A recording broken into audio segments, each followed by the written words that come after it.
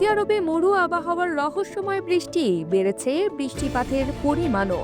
2023 সালে বৃষ্টিপাতের হার আগের বছরের তুলনায় 53% বেশি হয়েছে।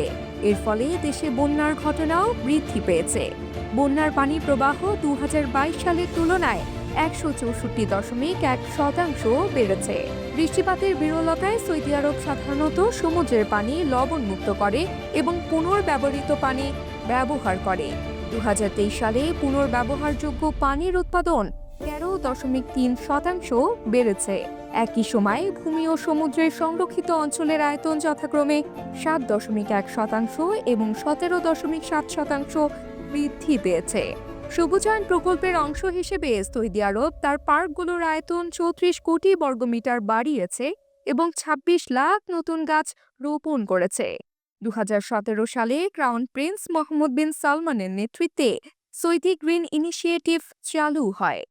সৌদি আরবে বৃষ্টিপাতের এই রহস্যময় বৃদ্ধি কেবল আবহাওয়ার পরিবর্তনেরই সংকেত নয়, বরং এটি জলবায়ু পরিবর্তনের জটিলতার প্রতিফলন। রহস্যময় এই বৃষ্টিপাত সৌদির সবুজায়ন উদ্যোগকে আরও ত্বরান্বিত করবে কিনা সে প্রশ্ন রয়ে গেছে। AB news text report.